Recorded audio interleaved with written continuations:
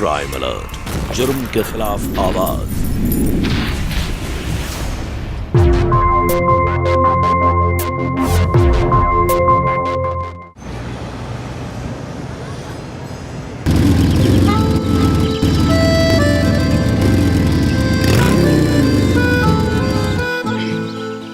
মনে হচ্ছে গাড়িটা রিজার্ভ হয়ে গেছে।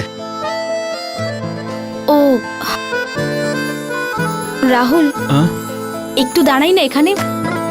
দেখো না কি সুন্দর ওয়েদার, তাই না?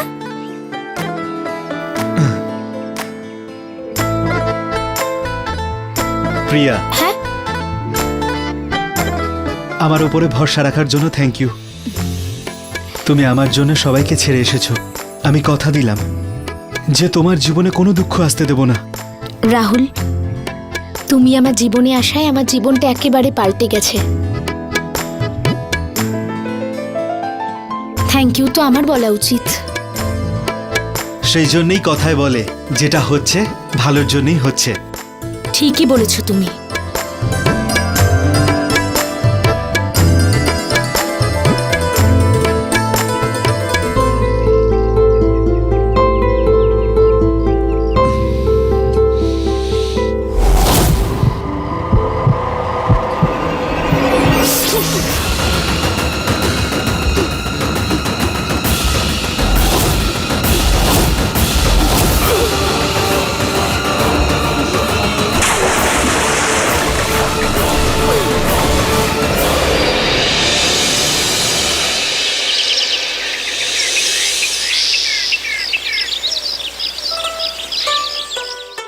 আর একটু কড়া করবো?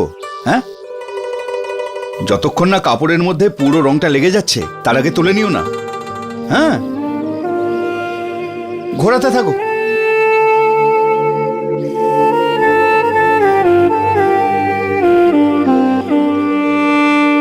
দাদার সঙ্গে তুমি কথা বলেছো? কি ব্যাপারে? কি ব্যাপারে মানে কি? কবে থেকে তোমাকে বলছি ছাতের ঘরটা আমি ভাড়া দেব, আর তুমি পাত্তাই দিচ্ছ না। আমি তোমায় বলে দিচ্ছি যে এবছর আমি ছেলে মেয়েদের কিন্তু কনভেন্ট স্কুলে পড়াবোই, ব্যাস। আরে বাবা, তুমি সেই একই কথা বারবার বলছো। সরো তো। আরে কি একই কথা বলছি? তোমার দ্বারা না কিচ্ছু হবে না। এবার আমি গিয়ে কথা বলছি দাদার সাথে। হ্যাঁ। আরে লক্ষ্মী, লক্ষ্মী। দাদা। হ্যাঁ লক্ষ্মী, বলো। আমি ওকে বলছিলাম যে বাচ্চাদের এই বছরে ফাইনাল পরীক্ষার সামনেই, আর বাচ্চাগুলোকে কনভেন্টেও পড়াতে হবে। তাই সবাই তো জানেই যে এখন আমাদের ডায়ের বিজনেসটা ভালো চলছে না, আর বাচ্চাগুলোকে ভালো স্কুলে দিলে ওদেরই তো ভালো ভবিষ্যৎ হবে। ঠিকই বলেছো তুমি। আজকালকার এই সব রেডিমেডের যুগে জানি না আমাদের এই বিজনেস আর কতদিন চলবে। তো আমরা কি ভাবছিলাম দাদা, ছাতের এই ঘরটাকে কি ভাড়া দিয়ে দেবো? কিন্তু ওই ঘরে থাকবেটা কে? আরে দাদা, আপনি এসব নিয়ে ভাববেন না। গতকাল গুড্ডন মাসি ফোন করেছিল। সুরেশের বন্ধুর কথা বলছিল। ছেলেটা একা দিল্লিতে থাকে, আর সুরেশের কোম্পানিতেই ও চাকরি পেয়েছে। বাড়িতে দুজন বড় মেয়ে আছে, আর তুমি অচেনা একজন মানুষকে বাড়ি ভাড়া দিতে চাইছো? আরে ও অচেনা নয়, গুড্ডন মাসির ছেলের বন্ধু ও। আপনি এই নিয়ে একদম চিন্তা করবেন না। আমরা নেব ওর দায়িত্ব। দেখুন দাদা, আমি তো কিচ্ছু বুঝতে পারছি না। আপনারা যা ভালো বুঝবেন তাই করবেন। দাদা, এ ব্যাপারে আমিও কিছু বুঝছি না, যা বৌদি বলছেন। আরে আমি বলছি তো, এই বাড়ির কোনো ক্ষতি হতে দেব না।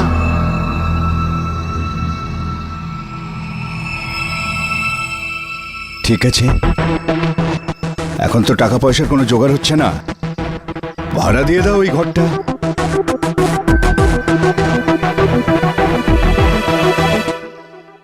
দিদি, এটা আমার পার্সোনাল ডায়েরি। আমি জানতাম না তুমি ডায়েরি এরকম আমাকে ফেলে রাখিস এখানে ওখানে। আরে দিদি দে বলছি।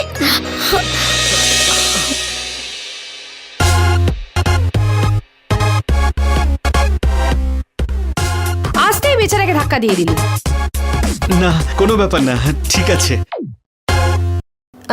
আমার। হ্যাঁ, আর ঘরটা পরিষ্কার করেছিস তুই? হ্যাঁ, এই তো এক্ষুনি করে দিচ্ছি। হে ভগবান, একটা কাজ দিয়েছিলাম।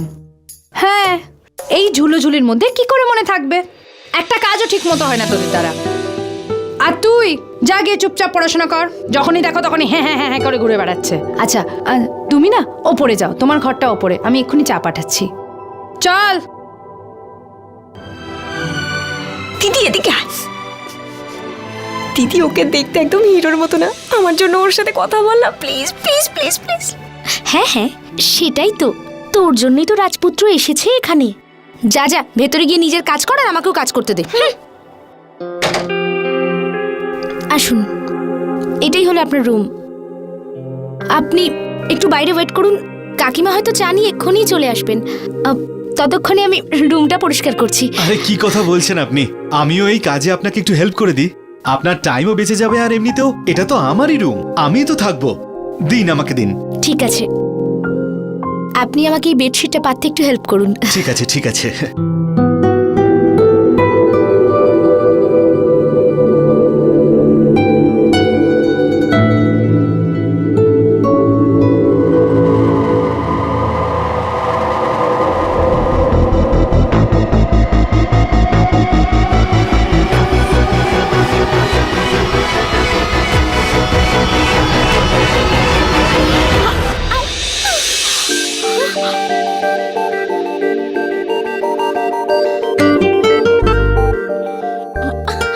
সাবধানে সাবধানে সাবধানে বসুন।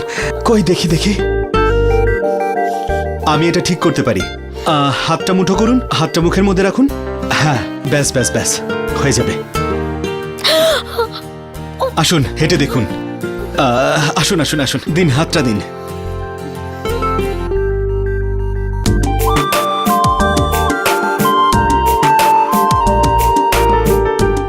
এটা তো সত্যি সেরে গেছে। দেখলেন, বলেছিলাম না আমি।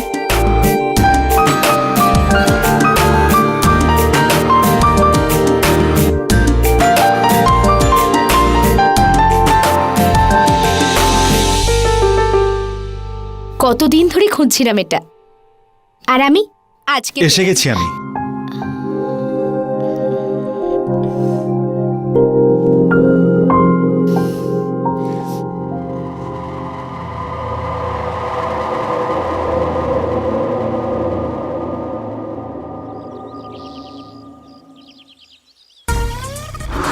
$32 33 কি দারুণ ব্যাপার দাদা।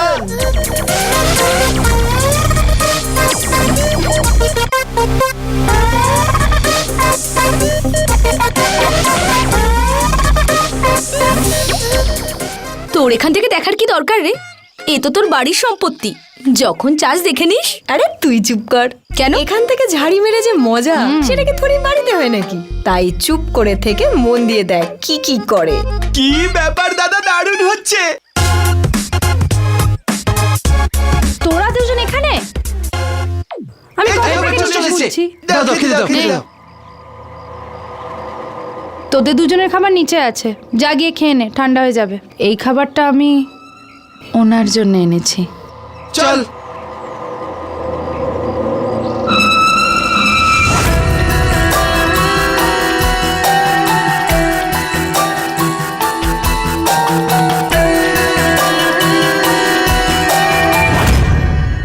এত সবজি কিনেছিস তুই আজকে? হ্যাঁ, আজকে এত টাটকা সবজি পেলাম, আর তাও এত সস্তায়। এক্সকিউজ মি, যদি আপনার খারাপ না লাগে তো আপনাকে বাড়ি অবধি ড্রপ করে দিই। না না, আমরা চলে যেতে পারবো। দেখুন, আপনার বাড়ি কিন্তু অনেক দূরে। কোনো ব্যাপার নয়, আপনি চলে যান, আমরা দুজন ঠিক চলে যাব। তাহলে আমি একটা কাজ করি, আপনার এই সবজির ব্যাগটাকে পৌঁছে দিই। না, সেরকম কোনো ব্যাপার নয়। ওই আমার বান্ধবী একা কি করে যাবে, ওকে কিভাবে ছাড়বো? তাই আমরা দুজন একসঙ্গেই চলে যেতে পারবো। আরে একা তো তুই এক্ষুনি হয়ে যাবি, আর তো 2 মিনিট গেলেই আমার বাড়ি চলে আসবে। ও যাচ্ছে আপনার সাথে। হ্যাঁ, বস। আসুন তাহলে, বস বস বসুন। বস বস বস বস না, তুই না, ধর।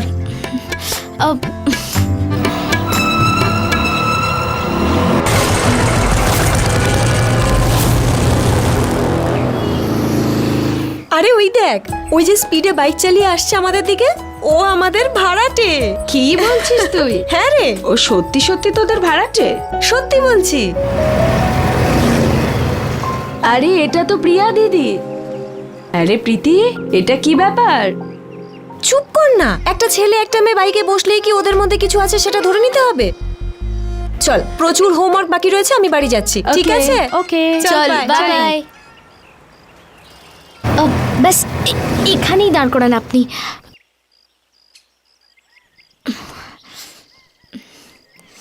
এখানে কিন্তু বাড়ি তো এখন অনেক দূরে, এখানে কেন নামলেন? আসলে এখান থেকেই আমাদের পাড়া শুরু হয়ে যায়, আর এখানে একটা ছেলে আর একটা মেয়েকে এইভাবে দেখতে পেলে নানা রকমের কথা বলবে। আমি চাই না যে আমার জন্য লোকজন বাবা মাকে নানা রকমের কথা শোনাক। না না না না না, যদি এমনটা হয় তাহলে আপনাকে আমি ফোর্স করব না, কিন্তু আপনাকে ছেড়ে যদি এই সবজির থলেটা নিয়ে যাই তাহলে কোনো প্রবলেম হবে না তো? না, তাহলে আমায় দিন, এবার আপনি যেতে পারেন শান্তি মতো। Thank you.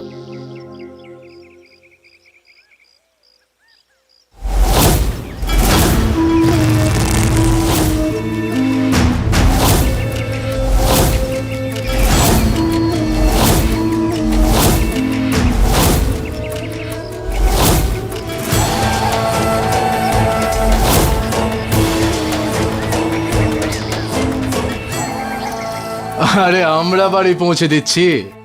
আমার কাছে তো কখনো লিফট চাসনি তুই। এই বাঁদরটার সঙ্গে বসতে খুব মজা লাগছে না তোর? সৌরভ, রাস্তায় এরকম নাটক করার কোনো দরকার নেই, বুঝতে পেরেছো? সরে যাও আমার রাস্তা থেকে। আরে ম্যাডাম, আমার থেকে পালিয়ে কোথায় যাবে? যেখানেই যাবে আমাকেই পাবে। প্রিয়া, আমি ভালোবাসি তোমাকে, ভালোবেসে বুঝে নাও, নাহলে। প্রবলেম কি তোমার ভাই? উনি যখন কথা বলতে চাইছেনই না তো এত কেন জোর করছো নাকি? আর এমনিতেও আমাদের মধ্যে কোনো চক্কর টক্কর চলছে না, রেন্ট নিয়ে থাকি আমি ওনার বাড়িতে।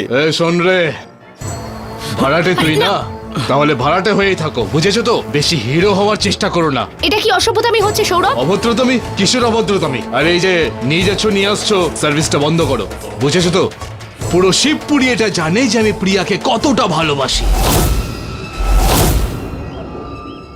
যদি প্রিয়ার দিকে কেউ চোখ তুলে তাকিয়েছে না, তাহলে তার প্রাণ নিতে আমার হাত কাঁপবে না। তাই জন্য বোঝাচ্ছি, পরের বার আর বোঝাবো না। চলো, আজকের জন্য এতটা প্রেম অনেক হয়েছে, এবার যাও, বেরো।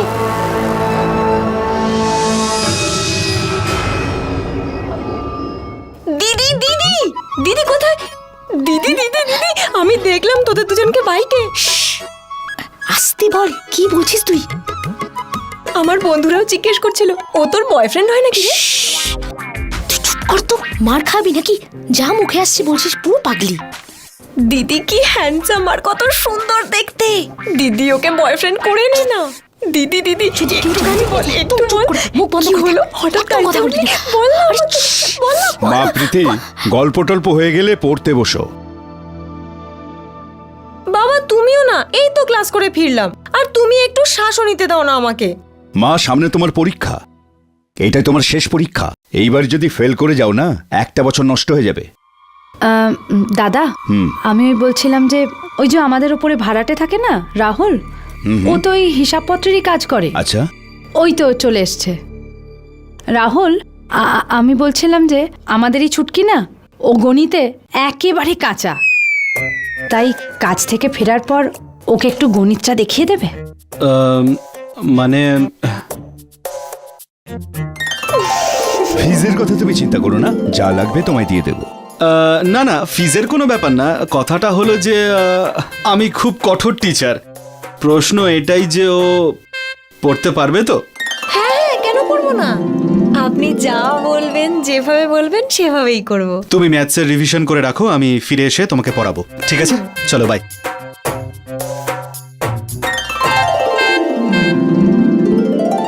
আর ভাই রাহুল, কেমন লাগছে বড় শহরের পোস্টিং? রুম পেয়েছিস তো নাকি? রুম তো পেয়ে গেছি ভাই, বাড়িটা একেবারে সুসজ্জিত। ছোট মেয়েটা একেবারে ফিদা তোর ভাইয়ের উপর। বড়টাকে নিয়ে একটু খাটতে হবে, কিন্তু কাজ হয়ে যাবে। আরে কিসের পরিশ্রম যখন আরেকটা পাচ্ছিস? আরে ভাই, তুই আমার কথাটা বোঝার চেষ্টা কর। কোনো কিছু না করে যদি কোনো কিছু পাওয়া যায় না, তার মজাই বেশ আলাদা। আমার প্রথম শিকারটা তো প্রিয়াই, কিন্তু যদি আরো কিছু পাওয়া যায় তো 100 গ্রামের সাথে 50 গ্রাম ভাও ভেবে নে।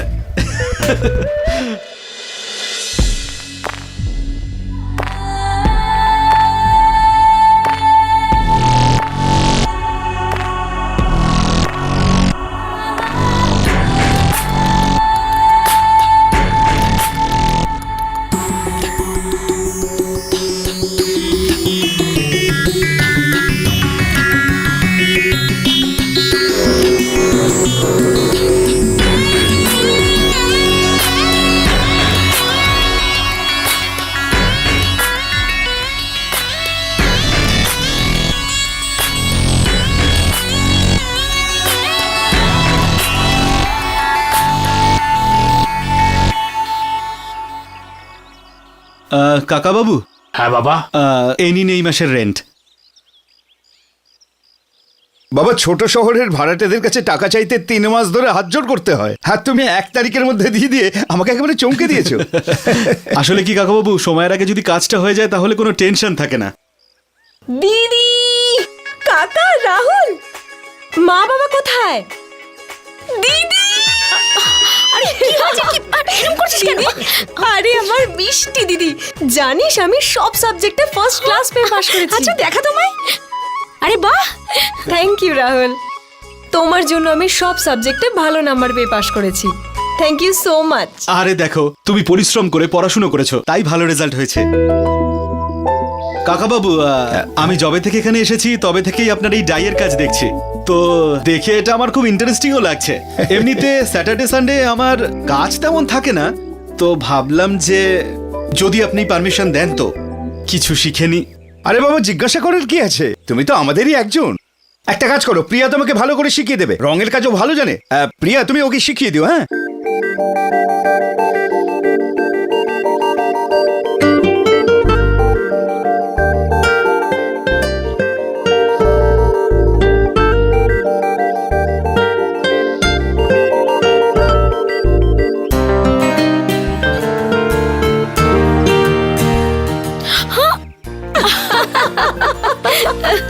আরে বাহ, তুমি তো বাঁদরের মতো লাল হয়ে গেলে।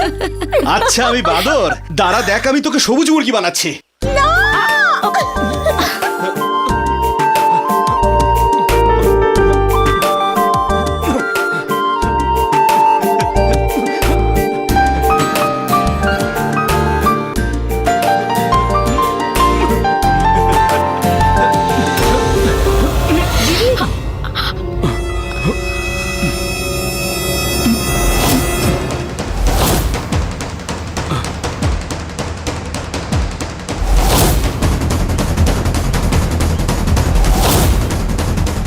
প্রিয়া, বদমাইশ, কি করছিস তুই? মেরে ফেলবো তোকে। সাহস হয় কি? এত সাহস! দাঁড়ান দাঁড়ান, বাবা বাবা বাবা, প্লিজ আমার কথা শোনো বাবা। তোকে বাবা, ছাড়বো না আমি। আমার কথা শোনো, বাবা, ছেড়ে দাও। কি হয়েছে বাবা? কি হয়েছে? ওর মতো শয়তান। আরে কি হয়েছে সেটা তো বলো। কি হয়েছে? বদমাশটাকে মেরে ফেলবো। হ্যাঁ, আরে, ওকে ছেড়ে দাও। কি করছো? আমি বারণ করেছিলাম না, বাড়ি ভাড়া দিও না অচেনা ছেলেকে, কিন্তু না, তোমরা এবার ভোগো। নিজের মেয়ে হলে তখন বুঝতে পারতো। কিন্তু বৌদি, আমি কোথায় ওদের এখানে একা ছেড়ে গিয়েছিলাম এই ছেলেটার সঙ্গে? আর তাছাড়াও আমাদের বাচ্চারা এখন বড় হয়ে গেছে, ব্যাস এইটুকু খেয়াল তো ওদেরও রাখা উচিত। কি হয়েছে মা? আর বাবা, রাহুল কি করেছে? দিদি গরম জলে পড়ে যাচ্ছিল, রাহুল ওকে বাঁচিয়েছে।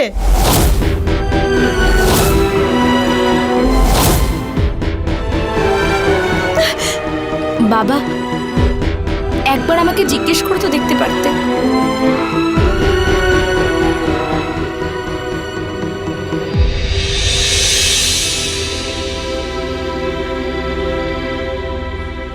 বাবা, বলো না বাবা। মা, আমাকে ক্ষমা করে দে মা। রাহুলের সাথে আমি যে ব্যবহার করেছি না, আমি তার জন্য আমি খুবই লজ্জিত। কাল সকালে গিয়ে ওর কাছে আমি ক্ষমা চাইবো। না বাবা, তোমার ক্ষমা চাওয়ার দরকার নেই। না মা, আমি খুবই লজ্জিত। আমি সকালে গিয়ে ওর কাছে ক্ষমা চাইবো।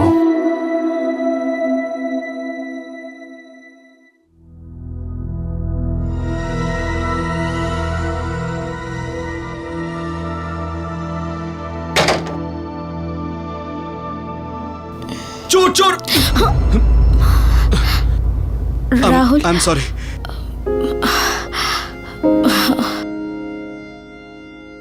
আমি আপনার জন্যই এইটা নিয়ে এসেছিলাম। আজ দুপুরে আপনার সঙ্গে যা যা হয়েছে, আমি সেসবের জন্য আপনার কাছে ক্ষমা চাইছি। আরে না না, তাতে আপনার কি ভুল ছিল? আপনার উপরে রেগে নিই আমি। যখন মলম নিয়ে এসেছেন তখন লাগিয়ে দিন। হ্যাঁ, আমি বলতে চাইছিলাম যে মলমের সত্যি আমার খুব দরকার ছিল। ভালোই হয়েছে আপনি নিয়ে এসেছেন। আমিও আপনার জন্য কিছু নিয়ে এসেছি।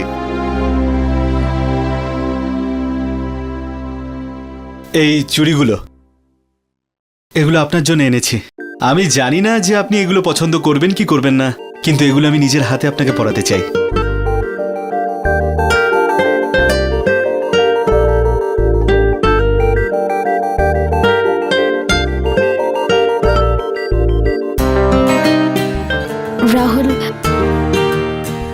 চুড়িগুলো আমার খুব পছন্দ হয়েছে।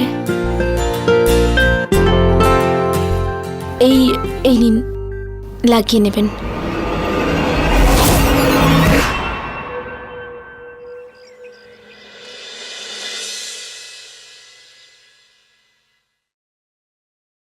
এসব কি বাবা?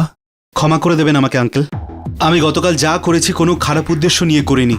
আমি জানি আপনি হয়তো আর আমাকে বিশ্বাস করবেন না, প্রত্যেক দিন আমাকে আপনি সন্দেহের চোখেই দেখবেন। ভালো এটাই হবে যে আমি ঘরটা ছেড়ে চলে যাই। বাবা, আমি তোমার কাছে এই কারণেই এসেছিলাম। আমার মেয়ে এবং আমার বাড়ির সবাই বুঝিয়েছে যে তোমার কোনো অপরাধ ছিল না, দোষটা আমারই।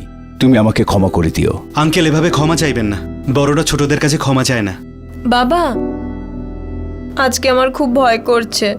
আজকে আমার এক্সাম, তো মনে হচ্ছে যেন আমি ফেল করে যাব। আরে এত চিন্তা করছো কেন?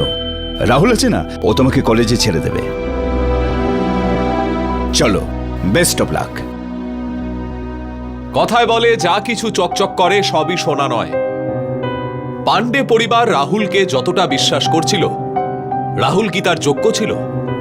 এমনিতে যুবক বয়সে সব পুরুষেরই একজন মহিলার প্রতি আকর্ষণ খুবই স্বাভাবিক, কিন্তু কখনো কখনো ছেলেরা এই আকর্ষণে মর্যাদার সব সীমা লঙ্ঘন করে ফেলে, আর এমন কিছু করে ফেলে যাকে আইনের ভাষায় অপরাধ বলা হয়।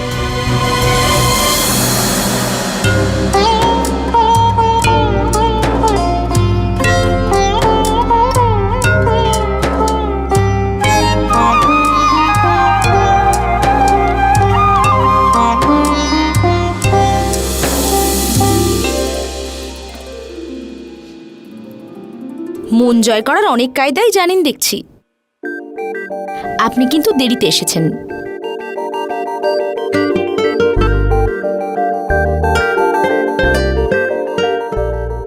এটা কি করছো? এটা মন্দির, বাইরে চলো। আমার থালাটা।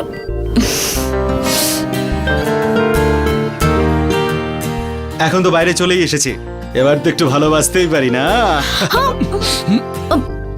সে তো পারোই, কিন্তু দূর থেকে। আমাদের এখানে বিয়ের আগে এই সব কিছু কিন্তু নট অ্যালাউড। হ্যাঁ, কিরকম ধরনের ভালোবাসা?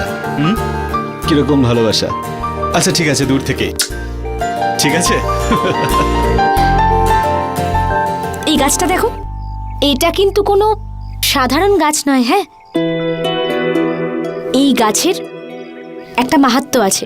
সবাই বলে যেসব প্রেমিক প্রেমিকা বিয়ের আগে এসে এখানে 7 পাকে ঘোরে, তাদের বিয়ের পরে ভালোবাসা একেবারে চিরকালের জন্য অমর হয়ে যায়, আর তারা দুজনে চিরটা কালের জন্য ভালোবাসার বন্ধনে বাঁধা পড়ে যায়। আচ্ছা, তাহলে তো তুমি আমার স্ত্রী হয়ে গেলে, কারণ আমাদেরও তো 7 পাক ঘোরা হয়ে গেছে।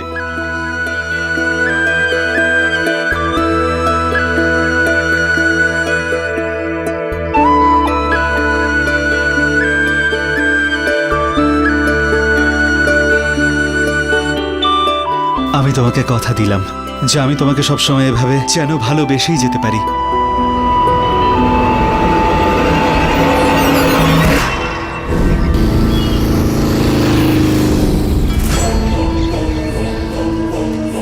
এটা তো ওই ভাড়াটেটাই না যেটাকে সেদিনকে হুমকি দিয়েছিলাম? ওদের দুজনকে তো দেখে মনে হচ্ছে যে প্রিয়া ওকে নিজের মান সম্মান সব কিছু দিয়ে দিয়েছে। বাইরে থেকে একটা ছেলে এসে মেয়ে নিয়ে চলে গেল, আর তুমি হাঁ করে বসে আছো। ওর কিছু একটা করতে হবে, না হলে তোমার কিন্তু লাইন শেষ। হ্যালো,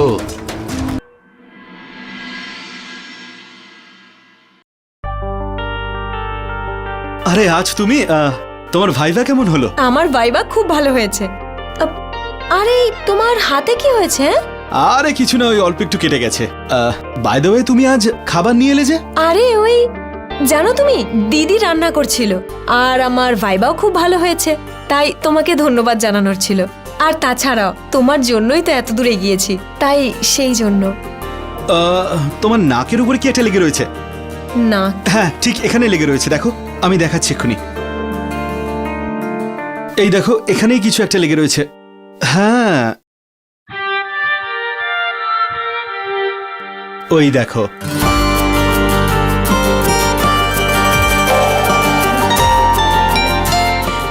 তুমি এমনিতেই কত সুন্দরী। কখনো মন দিয়ে তুমি নিজেকে দেখেছো?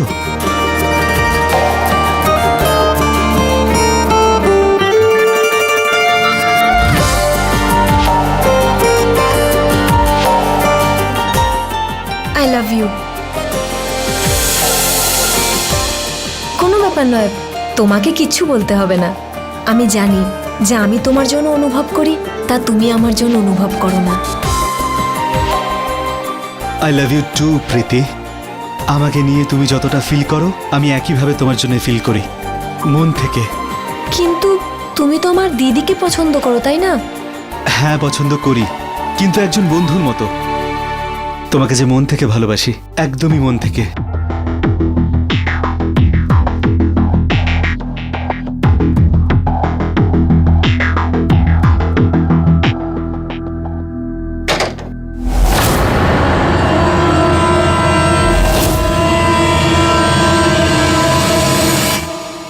দেখছো তোমার বোনকে দিয়ে আমি কত খাটনি করাচ্ছি। এই ভাঙা হাত নিয়ে আমি কিভাবে খাবো বলো? আঘাতটা লেগে গেছে কারুর জন্য, এখন আমি কি করব? প্রীতি, একটু সরে যা তো। এতটা ব্যান্ডেজ খুব বেশি লাগেনি তো?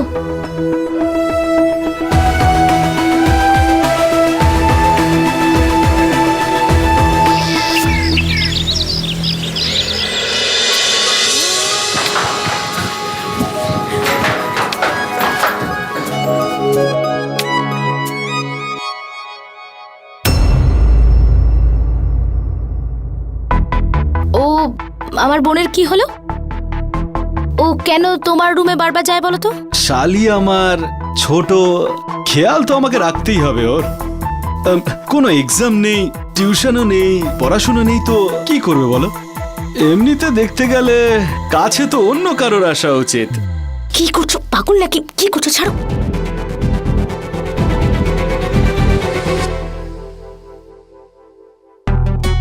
প্রীতি, প্রীতি। হ্যাঁ দিদি। শোন না, তোর সাথে একটু কথা আছে আমার। এখন নয় দিদি, পরে। আরে কথা তো আমি এক্ষুনি বলবো তোর সাথে। আজকাল তো তোর হালচাল একদম বদলে গেছে। বয়ফ্রেন্ড? কে রে? এখন নয় দিদি, পরে বলবো। না, আমি তো এক্ষুনি শুনতে চাই। আর আজকাল এত ছাদে যাস কেন রে? হ্যাঁ, কেন? তোর কিছু চলছে নাকি বলতো ওর সাথে? যদি আমি বলি হ্যাঁ, তাহলে? দিদি, ও শুধু তোর কল্পনা, কারণ আমি জানি যে ওর মনে কি চলছে। আচ্ছা, তুই কি করে জানলি যে ওর মনের মধ্যে কি আছে? কারণ ও আমাকে বলেছে যে ও আমাকে ভালোবাসে আর তোকে খুব ভালো বন্ধু ভাবে। প্রীতি, আমি না এটা জানতাম। তোর মাথার মধ্যে ভুলভাল কিছু একটা ঘুরঘুর করছে। আরে ও তোর কেয়ার করে, তার মানে এটা নয় যে ও তোকে ভালোবাসে। আমি এতটাও ছোট নই দিদি। ও আমাকে কথা দিয়েছে যে বিয়ে করবে। মাথা খারাপ হয়ে গেছে তোর? বিয়ে তো আমার রাহুলের সাথে হয়েই গেছে। আর শুধু বিয়েই নয়, বিয়ের পর কয়েক ধাপ আরো এগিয়ে গেছে আমাদের সম্পর্কটা।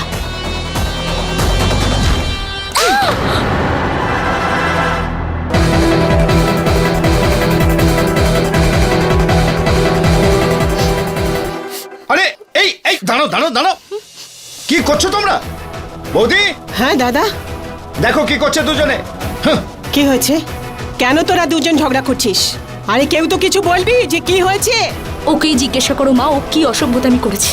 আমি না, ও করেছে অসভ্যতা। আরে কি হয়েছে সেটা তো কেউ বলবি আমাকে। ব্যাপারটা কি? আমি জানি না, ওকে জিজ্ঞেস করো। আর আজকের পর আমি আর ওর সাথে থাকবো না। আরে প্রীতি, প্রীতি, আরে শোন না। রাহুল, কোথায় তুমি? তোমার সামনে। আমি কখন থেকে তোমার জন্য অপেক্ষা করছিলাম। আরে কিছু না, ওই বাড়ি থেকে ফোন এসেছিল, কথা বলতে বলতে আমি হাঁটছিলাম আর কি। তোমার সামনে আসতেই দেখি তুমি আমার উপরে রেগে বসে আছো। তুমি কি দিদিকে বিয়ে করেছো? তোমাদের সম্পর্ক কি অনেক দূরে গিয়ে গেছে? क्राइम अलर्ट, जुर्म के खिलाफ आवाज।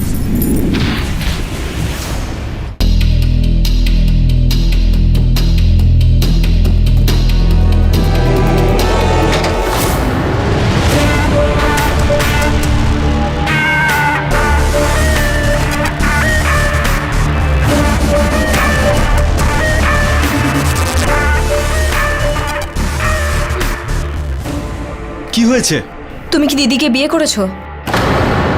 তোমাদের সম্পর্ক কি অনেক দূরে গিয়ে গেছে? আরে তুমি কি পাগল হয়ে গেলে নাকি? তোমাকে এসে যদি কেউ কিছু বলে আর তুমি সেই কথাটা বিশ্বাস করে নেবে? ও যে কেউ নয়, ও আমার দিদি হয়, আর ওকে আমি ছোটবেলা থেকে চিনি। আরে ইয়ার, আমার আগেই বুঝে যাওয়া উচিত ছিল, বোঝা উচিত ছিল যে আমার থেকে ও বেশি কিছু এক্সপেক্ট করছে। কিন্তু আমি সবকিছু পরিষ্কার করে ওকে বলে দিয়েছিলাম যে আমাদের দুজনের মধ্যে কিছু হতে পারে না, যে আমরা শুধু দুজনে বন্ধু হতে পারি। জানি না ও এরকমটা কেন করছে। মনে হয় ও সম্পর্কে চিট ধরাতে চায়। ও এসব জেনে বুঝে করছে যেন আমাদের মধ্যে ঝগড়া সৃষ্টি হয়। তাহলে তুমি আমার থেকে দূরে সরে যাবে। এটা আমি আগে ভাবলাম না কেন? হতে পারে ও এসব কিছু ইচ্ছে করে করছে। ইনফ্যাক্ট হতে পারে নয়, ও করছে। হ্যাঁ, কারণ তুমি ওকে নয়, আমাকে ভালোবাসো। তোমাকে আমি অনেক ভালোবাসি প্রীতি, অনেক ভালোবাসি। তোমাকে ছাড়া আমি বাঁচতে পারবো না, আর তোমাকে আমি কখনো ঠকাবো না। কখনো নয়? প্লিজ দ্বিতীয়বার আমাকে আর সন্দেহ করো না।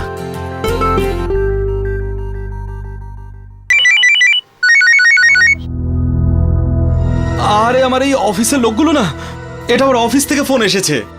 কিন্তু এত রাতে?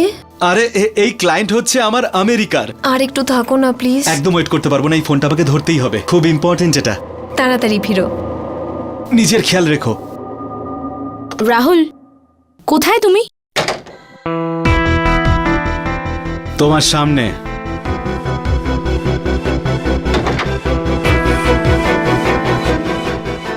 আমি কখন থেকে তোমার জন্য অপেক্ষা করছি। আরে কিছু না, ওই বাড়ি থেকে ফোন এসেছিল, কথা বলতে বলতে আমি হাঁটছিলাম আর কি।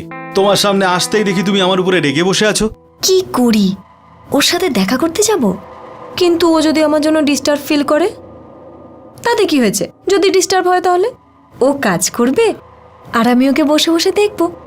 হ্যাঁ, আমি চলে যাই, একটা কাজ করি, ওকে মেসেজ করি, আমি তোমার কাছে আসছি, দরজা খোলা রেখো। আর রাগ করে থেকো না।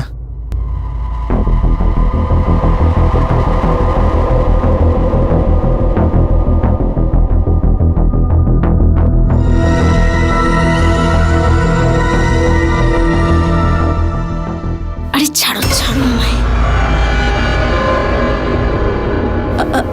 রাহুল, ছাড়ো রাহুল, কেউ চলে আসবে রাহুল, প্লিজ ছাড়ো আমাকে রাহুল।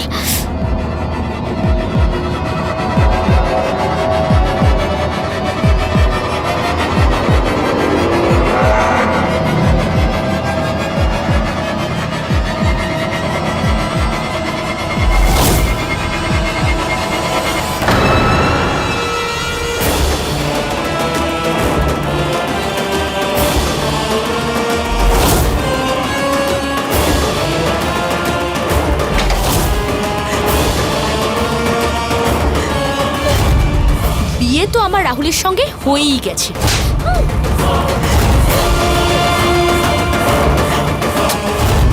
যেতে তো আমার একদম ইচ্ছা করছে না, কিন্তু কি করি, একটা ইম্পর্টেন্ট কল আছে, যেতে হবে, আমায় কাজ আছে।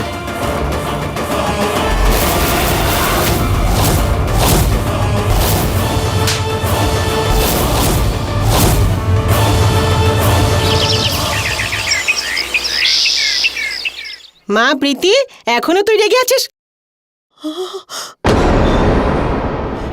প্রীতি, শিগগিরই এসো সবাই, প্রীতি কি সর্বনাশ করেছে। প্রীতি, প্রীতি, প্রীতি,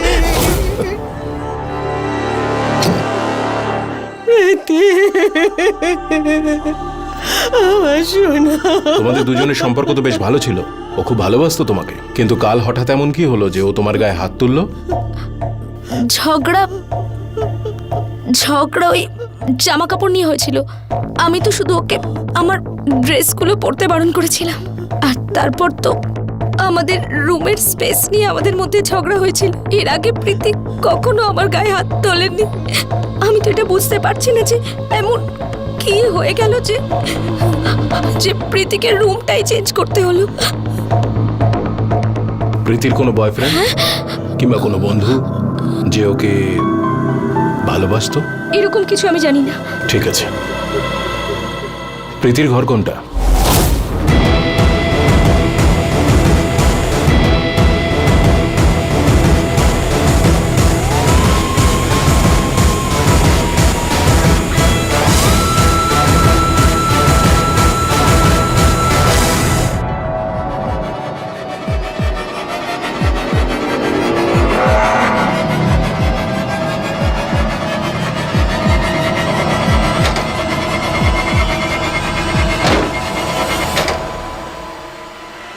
এই হচ্ছে প্রীতির ঘর, দেখুন আপনারা।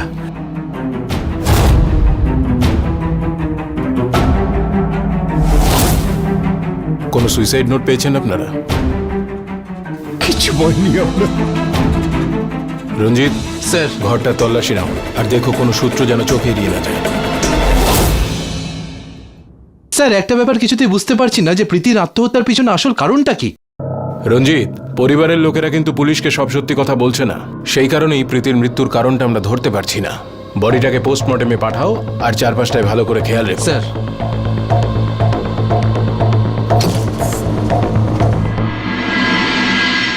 স্যার, এই হলো প্রীতির পোস্টমর্টেম রিপোর্ট।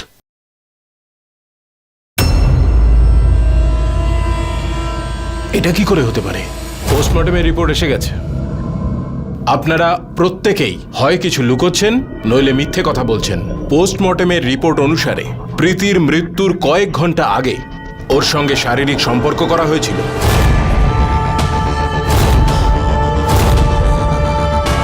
কি? তার মানে আমার মেয়ের সাথে তুই জোর করে এরকম জোর করে নয়, যা কিছু হয়েছিল প্রীতির ইচ্ছে অনুসারী হয়েছিল। পোস্টমর্টেম রিপোর্টে সেটা পরিষ্কার লেখা আছে। আমার মেয়ে এরকম করতে পারে না, বলো না। তোমরা বলো না। বাবু, আমার মেয়ে এরকম ছিল না, কোনো ভুল হচ্ছে আপনাদের। রাহুল, আমাকে সত্যি করে বলো, এই সব কিছু তুমিই করেছো তো? ও আমার ছোট বোন ছিল রাহুল, তুমি আমার ওই নিরীহ বোনের মনটা নিয়ে খেলেছো। কেন এটা করলে তুমি রাহুল? রাহুল, আমাকে সত্যি সত্যি সব কথা বলো, তা নাহলে আমি নিজে গিয়ে পুলিশকে সবটা বলে দেবো। না না প্রিয়া, আমি এসব কিচ্ছু করিনি। আমি তো প্রীতিকে ছোট্ট একটা বাচ্চার মতন মনে করতাম। হ্যাঁ ঠিকই, আমি তোমার থেকে একটা কথা লুকিয়েছি। প্রীতি আমাকে প্রপোজ করেছিল, কিন্তু আমি ওকে বারণ করে দিয়েছিলাম। আমি বলেছিলাম যে আমি প্রিয়াকে সত্যিকারের ভালোবাসি। আমার মনে হয় যে ও জেলাসির বশে এসব করে ফেলেছে আর সুইসাইডটা বেছে নিয়েছে। প্রিয়া প্লিজ আমার কথাটা শোনো, আমরা এখান থেকে পালিয়ে যাই। যদি পুলিশ আমাদের সন্দেহ করে তাহলে আমরা ধরা পড়ে যাব। চলো প্রিয়া, পালাই এখান থেকে। প্রিয়া সত্যি তোমাকে আমি খুব ভালোবাসি, সত্যি বলছি, তোমাকে ছাড়া আমি একদমই থাকতে পারবো না। যাবে তো তুমি আমার সাথে?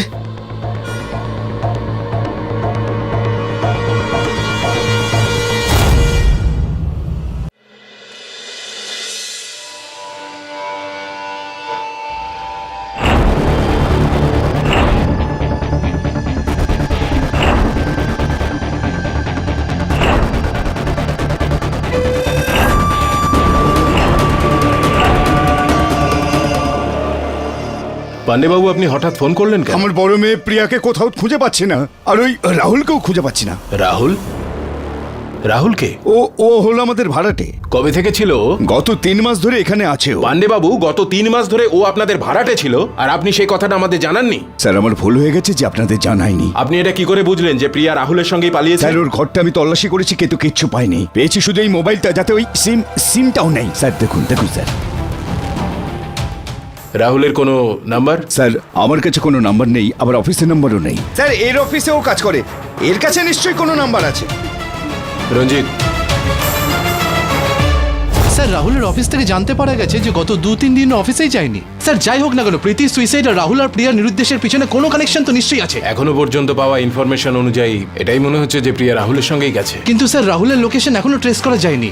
এখনো ওর লোকেশন পান্ডে নিবাসী দেখাচ্ছে। যতক্ষণ না কোনো পোক্ত প্রমাণ হাতে আসছে, ইনভেস্টিগেশন চালিয়ে যাও আর পরিবারের উপর সবসময় নজর রাখো। স্যার, স্যার, আমি পান্ডে নিবাসের ঠিক পাশেই থাকি। আর স্যার, আমি ওই রাতে কিছু একটা দেখেছিলাম। কি দেখেছিলেন? যে রাত্রে প্রিয়া নিরুদ্দেশ হয়েছিল ঠিক তার 1 রাত আগে আমি সৌরভকে পান্ডে নিবাসে ঢুকতে দেখেছিলাম। স্যার, ওর হাতে একটা ছুরিও ছিল। আপনি যখন এত কিছুই জানতেন তাহলে আরো আগে আমাদের জানাননি কেন? স্যার, আমি ভয় পেয়ে গেছিলাম। আমারও একটা মেয়ে আছে স্যার, ওর কিছু যদি হয়ে যায় তাহলে।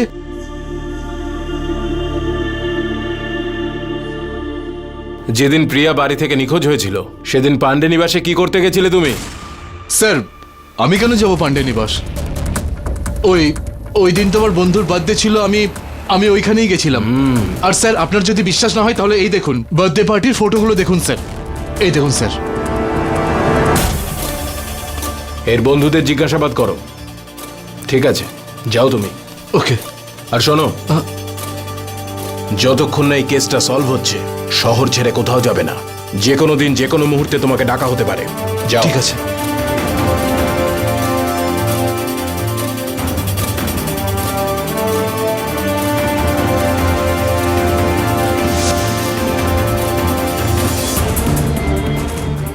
আমরা প্রিয়ার কল রেকর্ডস চেক করিয়েছি। ও লাস্ট টাইম সুরেশের সঙ্গে কথা বলেছিল। স্যার, পাশের পুলিশ স্টেশন থেকে ফোন এসেছিল, একটা ডেড বডি পাওয়া গেছে, যাকে দেখতে অনেকটা রাহুলের মতন।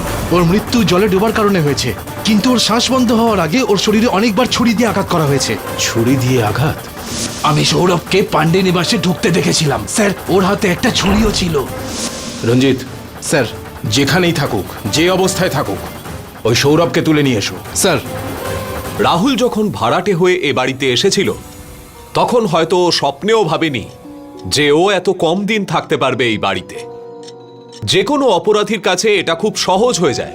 প্রথমে ভালোবাসায় মজে থাকা মানুষের বিশ্বাস অর্জন করো, তারপর তার সঙ্গে বিশ্বাসঘাতকতা করো। আর রাহুলও ঠিক সেটাই করেছিল।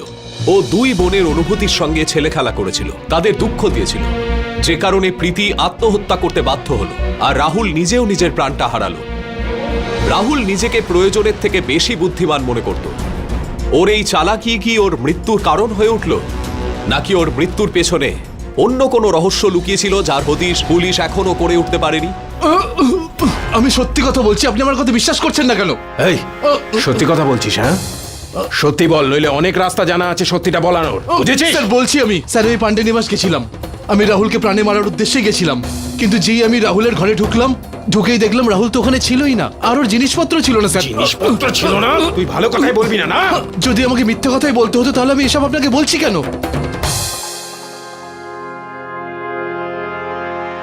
পুলিশের বয়ান অনুযায়ী প্রিয়ার সাথে শেষবার তোরই কথা হয়েছিল। যদি কিছু জানিস ওর ব্যাপারে আমাকে অন্তত বল। বল না আমাদের, কোথায় আমাদের প্রিয়া? তোর সাথে কি কথা হয়েছিল সেটা বল না অমিত। হে ভগবান, আমার মেয়েকে রক্ষা করো। কিচ্ছু হয়নি প্রিয়ার, বেঁচে আছে ও। বেঁচে আছে? কোথায় আমার মেয়ে? আমাকে আমার মেয়ের কাছে নিয়ে চল সুরেশ, আমাকে নিয়ে চল। আমি আমার মেয়ের একদম কাছে ঠিক আছে যাবো, ও, একদম আমাকে ঠিক নিয়ে আছে। চলো। কোথায় আছে প্রিয়া? যদি প্রিয়ার ব্যাপারে কিছু জেনে থাকো, কেমন আছে, কোথায় আছে আমাদের বলো। মামা, ও একদম ঠিক আছে। এখন শুধু আপনার আর কাউকে বলবেন না প্লিজ। কিন্তু আমি দেখা করতে চাই আমার মেয়ের সাথে। আমি আমার মেয়ের কাছে যাব। চলো নিয়ে চলো। দেখুন, একবার নিয়ে চলো, তুমি নিয়ে চলো, নিয়ে চলো প্লিজ, আমাদের নিয়ে চলো। দেখুন, এখানে পুলিশ প্রায় আসা যাওয়া করছে, তাই আমি ওকে লুকিয়ে রেখেছি। ঠিক আছে, তোমরা দুজন এখানে থাকো, আমি ওর সাথে যাচ্ছি।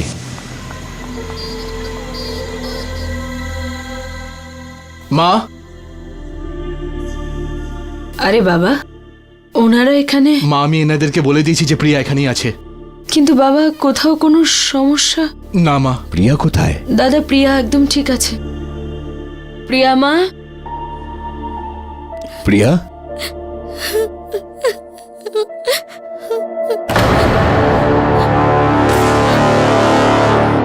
আপনাদের পরিবারের ওপর আমরা 24 ঘন্টা নজর রেখেছিলাম। আমাদের আগেই সন্দেহ ছিল যে হয়তো সুরেশ যেটা জানে আপনারা কেউ সেটা জানেন না।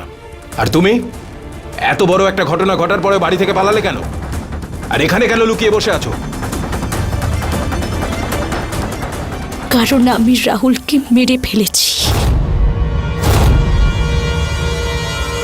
কারণ রাহুলের জন্য আমার বোন সুইসাইড করেছিল। প্রিয়া প্লিজ আমার কথাটা শোনো, আমরা এখান থেকে পালিয়ে যাই। যদি পুলিশ আমাদের সন্দেহ করে তাহলে আমরা ধরা পড়ে যাব। চলো প্রিয়া, পালাই এখান থেকে। প্রিয়া, সত্যি তোমাকে আমি খুব ভালোবাসি। সত্যি বলছি, তোমাকে ছাড়া আমি একদমই থাকতে পারবো না। যাবে তো তুমি আমার সাথে? তুমি তো ভালোবাসতে রাহুলকে, তাই না? ওর সঙ্গে তো পালাতেও চেয়েছিলে, তাহলে কেন মারলে রাহুলকে? আমার বোনের মৃত্যুর কারণ রাহুলই ছিল। ও আমার সহজ সরল বোনটাকে ফাঁসিয়েছিল। আমি কত বড় বোকা! আমি আমার নিজের দিদির কথা না শুনে ওই মিথ্যেবাদীর কথা মেনে নিয়েছিলাম। রাহুলের প্রেমে আমি এত অন্ধ হয়ে গেছিলাম, আমি দিদিকে চড় মেরেছিলাম। কিন্তু আজকে যা আমি দেখলাম, তারপর থেকে নিজের উপর ঘৃণা হচ্ছে। রাহুল আমারই দিদির সাথে এক ঘরে, আমি আর সহ্য করতে পারছি না। তাই জন্য আমি সব কিছু ছেড়ে চলে যাচ্ছি চিরকালের জন্য। তাহলে তুমি ওই ডায়েরিটা পুলিশকে দাওনি কেন? কারণ ততক্ষণে রাহুল পালিয়ে যেত। সেই জন্য তুমি রাহুলের সঙ্গে পালিয়ে গেলে? আমি রাহুলের সঙ্গে পালিয়েছিলাম ঠিকই, কিন্তু অন্য একটা উদ্দেশ্য নিয়ে। আমার ওপর ভরসা করার জন্য থ্যাংক ইউ। তুমি আমার জন্য সবাইকে ছেড়ে এসেছো। থ্যাংক ইউ তো আমার তোমাকে বলা উচিত।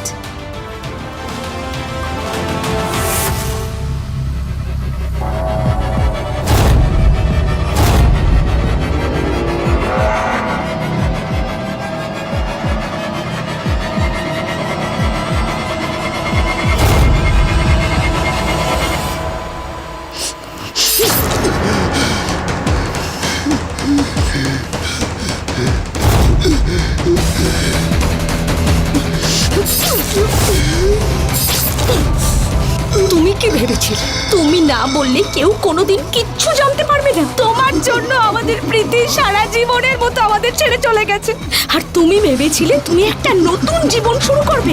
কখনো না।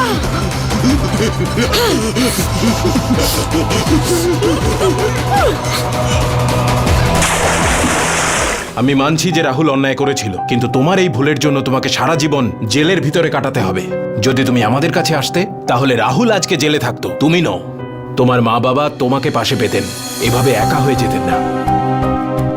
যৌবনের উত্তেজনা আর পাগলের মতো ভালোবাসায় প্রীতি আত্মহত্যা করতে বাধ্য হলো, আর প্রিয়া খুনের মতো একটা জঘন্য অপরাধ করে ফেলল।